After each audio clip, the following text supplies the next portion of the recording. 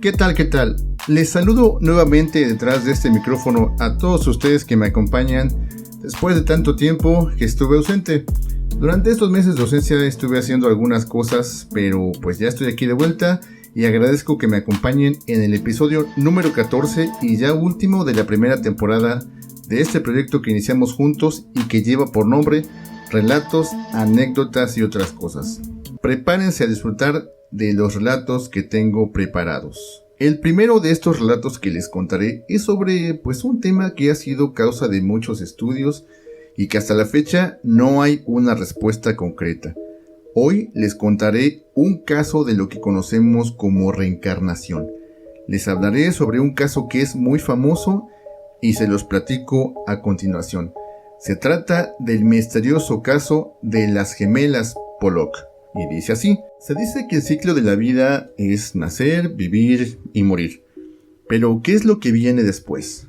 Aunque existen muchas creencias que tratan de explicar el misterio del más allá, la leyenda de las gemelas Pollock nos hace pensar de que la siguiente parte del ciclo es volver a nacer, es decir, reencarnar. Su historia comienza así. Era el mediodía del 5 de mayo de 1957, un domingo como cualquier otro para la familia Pollock, que se dirigía a la tradicional misa que se celebraría en la iglesia de Hesham, un antiguo pueblo inglés. Los padres, John y Florence, habían quedado muy atrás en el camino, ya que no habían resistido el paso ansioso de sus pequeñas hijas, Joanna de 11 años y Jacqueline de 6, ya que querían asegurar un lugar privilegiado en la ceremonia. Pero pese a sus planes, la mala fortuna en ese mediodía impidió que llegaran a misa. A pocas cuadras de la iglesia, la imprudencia de una mujer en estado de ebriedad se los impidió. Se dice que dicha mujer había tenido una crisis nerviosa y que aunque pudo haber evitado el accidente, no lo hizo. Sumado a esto, el apuro de las familias no les permitió ver el auto que estaba a punto de cruzar la calle. Sin remedio alguno, el vehículo las embistió y ambas, en el acto, tanto Joanna como Jacqueline, murieron sobre el asfalto. Esto fue algo muy traumante para ambos padres que no podían creer la escena que estaban viendo. Esto en ese fatídico día. Sin embargo, y desafortunadamente en esos casos, la vida tiene que continuar. Aunque los padres pasaron el año más triste de sus vidas por todo lo ocurrido, destrozados por la pérdida prematura de sus hijas, como una forma de lidiar con el dolor, ellos quisieron volver a formar una familia y el destino les daría una sorpresa, ya que Florence, la mamá, había quedado nuevamente embarazada, y no de uno, sino de 2 bebés, y para mayor sorpresa eran igual 2 niñas gemelas. El 4 de octubre de 1958, pasando los 9 meses de embarazo, nacieron ambas niñas. La primera fue a la que llamaron Gillian, y pocos minutos después nació Jennifer. Con esto la alegría volvió a la familia. Sin embargo, la sorpresa era mayor cuando los padres comenzaron a observarlas en detenimiento, dándose cuenta de varias cosas un poco raras y extrañas que sucedían en torno a las niñas. Cuando las gemelas eran unos bebés de 3 meses, la familia se mudó y comenzó una nueva vida en Whitley Bay, donde vivieron muy contentos por un tiempo. Sin embargo, y conforme las niñas crecían, los padres comenzaron a notar sucesos más extraños por parte de ellas, pues Gillian tenía un comportamiento de una hermana mayor y Jennifer tomó el rol de hermana menor. A pesar que eran idénticas, en sus pequeños cuerpos había grabadas marcas de nacimiento muy peculiares. Jennifer tenía una mancha en su frente, justo en el mismo sitio donde su hermana mayor, que jamás conoció, Jacqueline, tenía una cicatriz. Pero aquí solo empiezan las rarezas. Se cuenta que ya con 2 años, cuando las niñas habían comenzado a hablar un poco, estas comenzaron a pedir los juguetes de sus difuntas hermanas, a pesar de que nunca habían escuchado de ellas.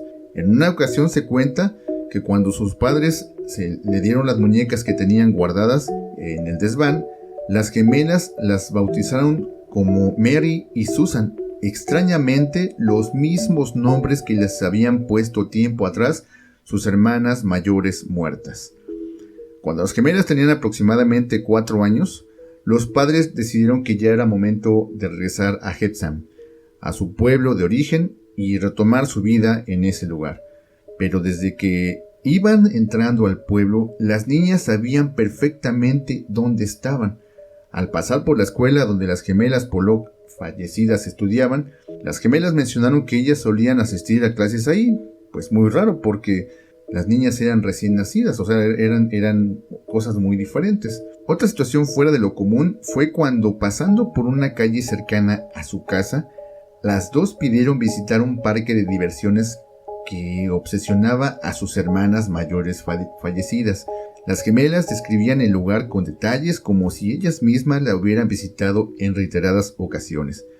Cuando llegaron a su casa donde iban a vivir, reconocieron perfectamente cada rincón del hogar, incluso a sus vecinos. Sus padres decían que actuaban y hablaban del mismo modo en que lo hacían sus primeras 2 hijas. Algo aún más extraño que se cuenta es que Gillian y Jennifer comenzaron a jugar un siniestro juego en el cual se tiraban en el piso y comenzaban a recrear la escena del accidente donde sus hermanas perdieron la vida. Los padres nunca comprendieron la dimensión del fenómeno, ya que además de lo anterior, las niñas con apenas 4 años le temían a los autos que circulaban y tenían miedo a cruzar la calle, ya que cada vez que veían un vehículo cerca gritaban con mucho terror. Y cito: "El auto viene a buscarnos", siendo esto demasiado desconcertante para los padres. Por si todo lo anterior no fuera suficiente, y extraño y perturbador, se dice que en una ocasión las escucharon mientras conversaban sobre aquel trágico 5 de mayo de 1957, citando lo que decían las gemelas: "No quiero que me vuelva a pasar, fue horrible, mis manos estaban llenas de sangre, igual que mi nariz y mi boca, no podía respirar", le dijo Jennifer a su hermana. "No me lo recuerdes", le respondió Gillian. "Parecías un monstruo y algo rojo salía de tu cabeza". Pero sus recuerdos estaban por terminar, pues se cuenta que a los 5 años las mellizas comenzaron a vivir su propia vida y dejar atrás los recuerdos de su vida pasada, como Joanna y Jacqueline. Pues según los expertos en la ciencia, que han visto con sus propios ojos historias de reencarnación, por lo regular a los 5 años los niños que han vivido en carne propia este fenómeno olvidan los recuerdos de sus vidas pasadas. El caso de las gemelas Pollock resultó tan extraño que llamó la atención del Dr. Ian Stevenson, un parapsicólogo que focalizó su carrera en el estudio de los casos de reencarnación de los niños. Las gemelas Pollock aparecen en su libro Los niños que recuerdan las vidas anteriores, una cuestión de reencarnación, junto a otros 3 casos asombrosos. Se cuenta que Stevenson estudió el tema de la reencarnación prácticamente toda su carrera y llegó a analizar miles de casos, la mayoría concentrados en países asiáticos, donde gran parte de la población cree en el fenómeno de la reencarnación. Optaba por realizar su investigación en culturas donde este tema es muy común, pues los padres que no creen en esto a menudo desaniman o prohíben a sus hijos hablar sobre sus vidas pasadas. Y no era casualidad que los sujetos de estudio fueran niños, pues es menos probable que inventen o cambien sus historias, esto de sus vidas pasadas, ya que decía que eran menos propensos a estar influenciados por factores externos y fantasiosos, provenientes de libros, películas o mismos recuerdos de sus familiares que pudieran incorporar a sus relatos como propios. Otros casos de reencarnación resultan pues anecdóticos, y existen algunos que producen escalofríos, créanmelo. Tal es el caso de James Leininger, que nació en 1998 y se dice que cuando cumplió 2 años empezó a sufrir pesadillas recurrentes sobre accidentes aéreos. Entre estos sueños se manifestaron múltiples recuerdos de su vida pasada como piloto de la Segunda Guerra Mundial. De hecho, James describió a sus padres las características de muchos aviones de la época. Lo raro era que él en su casa no había ni literatura ni nada relacionado a este tema. Y claro, sus padres no eran fanáticos de la historia, para que pudieran tener acceso a la información de lo que él contaba. Como se darán cuenta, hablar de la reencarnación es un tema pues demasiado amplio e interesante, por lo que en próximos episodios tocaré este tema un poco más ampliamente y con casos que estoy investigando, ya que incluso hoy nos resulta extraño que los niños posean recuerdos que no parecen propios. El caso de las gemelas Pollock es una entre muchas historias de este fenómeno. Para muchos, la sola posibilidad de que podamos regresar de la muerte resulta esperanzadora, y la verdad es que hay un poco de consuelo en creer que cuando nuestros seres queridos mueran, tal vez regresen como otra persona. Hago una pausa para invitarlos a que se den una vuelta por mi canal de YouTube, ya que ahí podrán ver el video relacionado a este tema. Apóyenme dejando su like y sus comentarios. Además, si les gusta este contenido, suscríbanse para que no se pierdan nada de lo que vaya subiendo. Y aquí en el podcast, denle también al botón de seguir. Visítenme también en TikTok, donde me encuentran como mystery-enigmas. Créanme que su apoyo me ayudará para seguir creando y trayéndoles nuevas investigaciones e ir mejorando el material. Recuerden que este contenido lo hacemos todos. Y ya siguiendo con nuestro último episodio de esta temporada, les contaré sobre un tema que está pues algo extraño, que podría tener una aparente explicación científica. Les hablaré sobre el fenómeno de la lluvia de animales. Este es un fenómeno meteorológico extraordinario que consiste en la caída desde el cielo de numerosos animales, frecuentemente de una sola especie. Esta precipitación atípica puede o no estar acompañada de lluvia común. El fenómeno ha ocurrido en muchas regiones a lo largo de la historia, y se han registrado testimonios del mismo en diversas épocas y países, lo cual ha dado orígenes a muchas leyendas y pues claro, muchas polémicas. Según reportes que se han generado, se cuenta que con mayor frecuencia estas lluvias están compuestas por peces o ranas, aunque hay historias que mencionan algunas especies de pájaros y otro tipo de animales. En ocasiones, la lluvia es tan violenta que los animales desgraciadamente acaban destrozados en el suelo. Aún así, a veces los animales sobreviven al golpe, particularmente los peces, lo cual hace pensar que el intervalo transcurrido entre su despeje y el retorno al suelo es relativamente breve. Lo mismo pasa en algunos testimonios que describen lluvias de ranas, donde los animales están intactos tras la caída. Algo de lo más extraño de este suceso es que a veces los animales caen completamente helados o atrapados dentro de bloques de hielo, demostrando así que antes de caer su altura era tan elevada donde las temperaturas ambiente eran inferiores a 0 grados centígrados.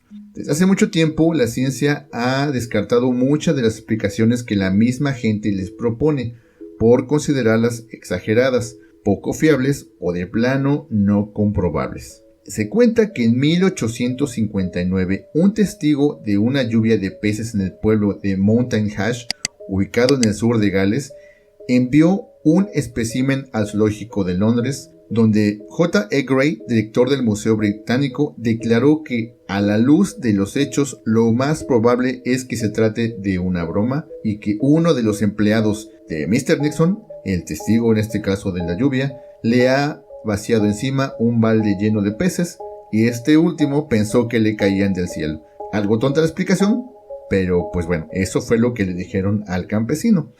Lógicamente, las lluvias de animales estuvieron sin explicación científica durante mucho tiempo, mientras que se desarrollaban hipótesis que iban desde los intentos lógicos de explicarse el fenómeno hasta lo absurdo. Este fenómeno se remonta mucho tiempo atrás, más del que se piensa.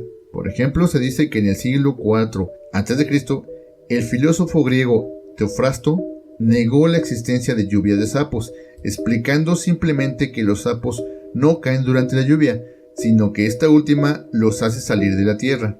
En el siglo XVI, Reginald Scott se aventuró a dar una hipótesis. Según él, es cierto que algunas criaturas son generadas de manera espontánea, y no necesitan de padres.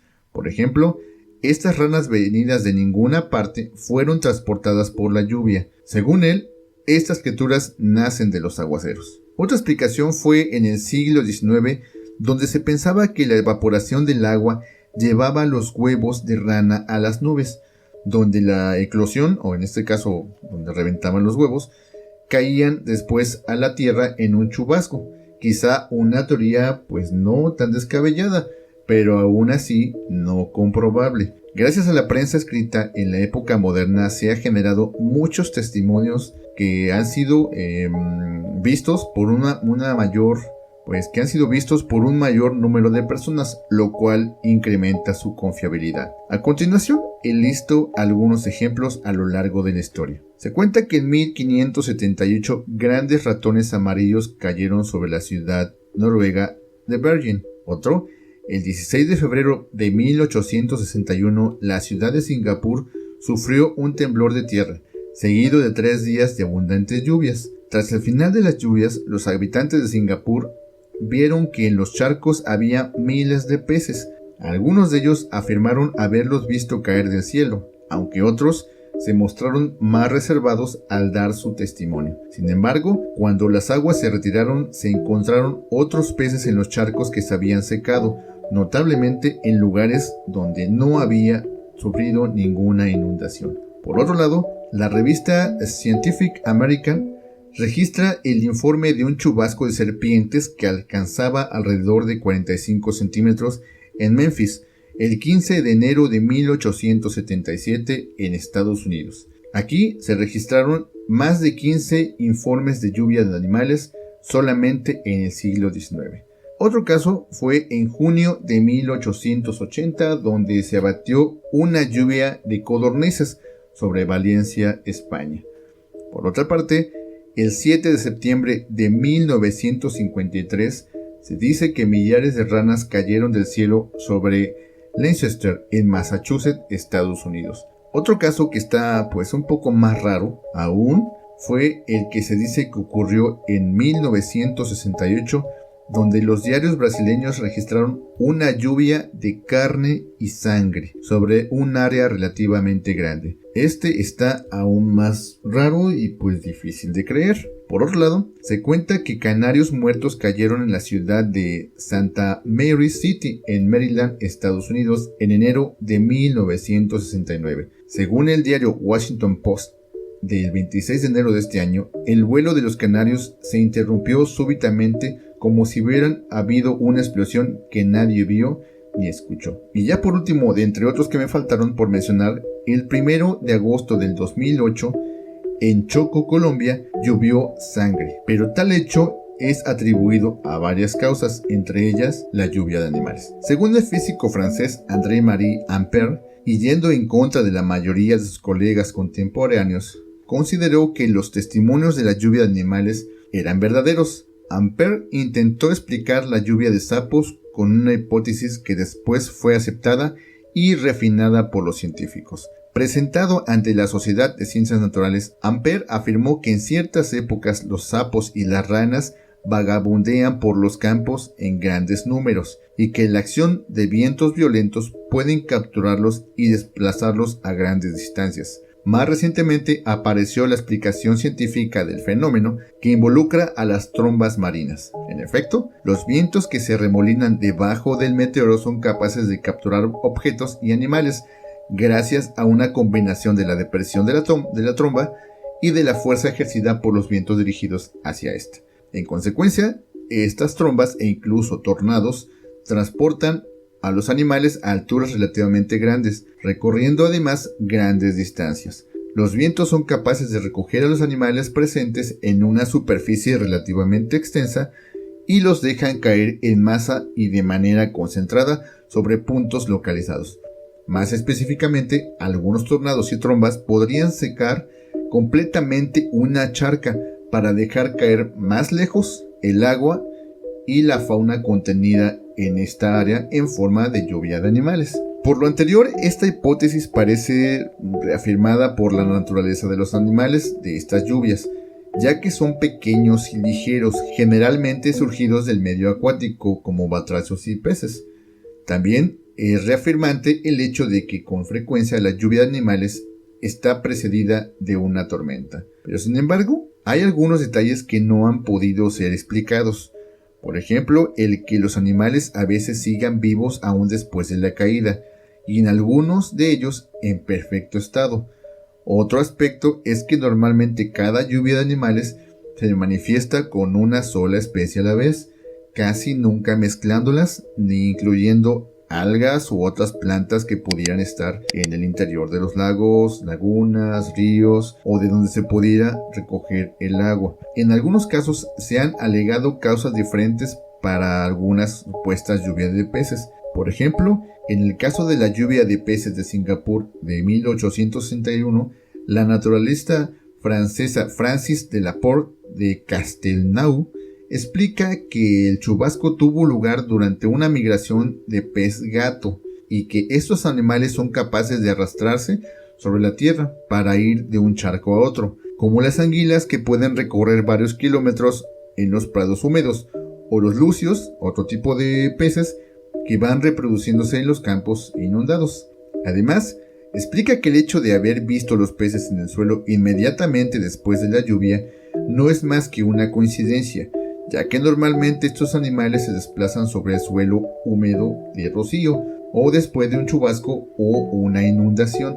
Pero también tenemos, entre otras, las explicaciones del fenómeno, las que no son científicas, y entre estas se encuentran las interpretaciones paranormales, que alegan intervenciones de seres extraterrestres, ya que no faltan autores que describen a estos visitantes recogiendo grandes cantidades de animales como lastre, para después dejarlos caer antes de dejar nuestro planeta. Las lluvias de sangre y carne estarían vinculadas a una selección hecha por los visitantes de otros mundos para aligerar sus almacenes. También persisten explicaciones sobrenaturales que pueden ser de naturaleza religiosa, en este caso dependiendo del tipo de objeto o animal que cae a la tierra. El fenómeno es percibido ya sea como un castigo, como en el caso de las piedras que cayeron sobre el ejército amorita del Antiguo Testamento, o como un signo providencial de bondad divina cuando se trata de animales comestibles. Sin embargo, hay algunos detalles que no han podido ser explicados. Así pues, por lo que vimos y lo que nos faltó por mencionar,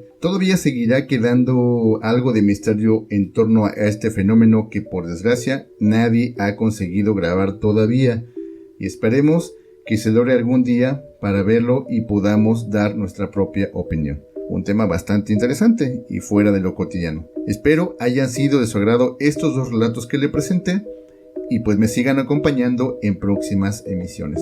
Pero hoy hasta aquí dejamos estos relatos. Continuaremos con más casos y misterios sin explicación la próxima semana. Recuerden estar pendientes de los cambios que habrá. Si quieren ver las imágenes de todo lo que les conté hoy, vayan a mi canal de YouTube. Ahí podrán ver el video de lo que les he platicado. Me despido.